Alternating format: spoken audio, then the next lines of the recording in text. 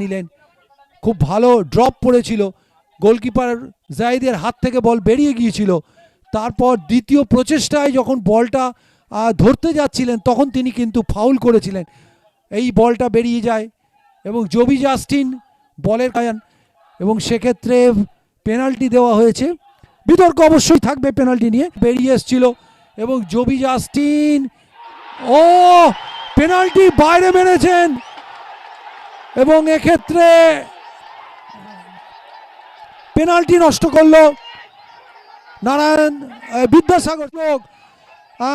গোলরক্ষক জাহিদ কিন্তু রং ফুটে ছিলেন, মারবেন, পেনাল্টি মিস করেন।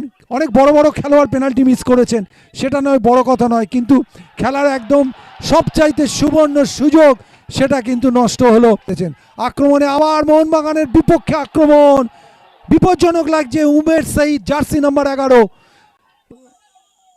ওখানে রয়েছেন গোগোচা, একটা দামি দৌড়, সোহেল কোথায় বল রাখলেন। রাশ ঠিক রাখতে হবে দু দলের খেলোয়াড়কে, খেলার একদম শেষ লগ্ন এসে গেছে। এই জায়গায় আমরা দেখতে পাচ্ছি ফুটবলে আসলে জবি জাস্টিন যেভাবে ধাক্কাটা মেরেছেন তাতেই কিন্তু ওখানে মোহনবাগান দলে সেই সংঘর্ষটা।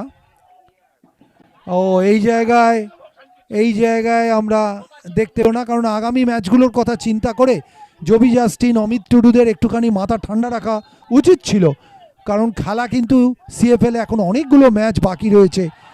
ম্যাচ থেকে তারা 3 পয়েন্ট ঘরে তুলল, অর্থাৎ 4 ম্যাচ থেকে 3টে জয়, একটা ঘটনাবহুল নাটকীয় ফিজিক্যাল ম্যাচ দ্বিতীয়ার্ধে যেটা হয়েছে সেই ম্যাচের হাইলাইটস বা নির্বাচিত অংশ। প্রথমার্ধের শুরুতেই একটা আক্রমণ তুলে এনেছিল সায়ন ব্যানার্জি এবং সেই জায়গায় অমিত টুডু কর্নারের বিনিময়ে সেটা বাঁচায়। এবার এই একটা সুযোগ ছিল, সন্দীপের শট প্রতিহত হয়, এইটা কিন্তু বিদ্যাসাগর সিংয়ের কাছে আজকে সুযোগ ছিল, গোলে রাখতে পারেনি। বিদ্যাসাগর আজকে পরের পর্বে, উত্তর পর্বে পেনাল্টিও মিস করেছে।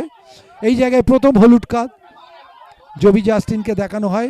গোলরক্ষক জাহিদ বেরিয়ে এসে পরিস্থিতি সামাল দেন। এটা কিন্তু খুব ভালো একটা প্রচেষ্টা ছিল রোহিত সিংয়ের, মাথায় চোট পান ওই রোহিত।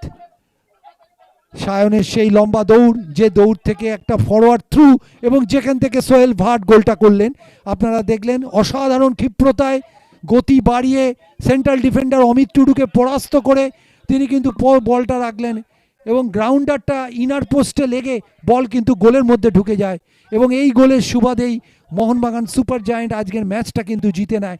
ঘটনাটি ঘটে প্রথমার্ধের 43 মিনিটে এবং সেই গোলটাই কিন্তু আজকে লাইফ লাইন দেয় মোহনবাগানকে। এরপর একটা সুযোগ ছিল সোহেলের কাছে, সেটা কিন্তু গোলে কনভার্ট হয়নি।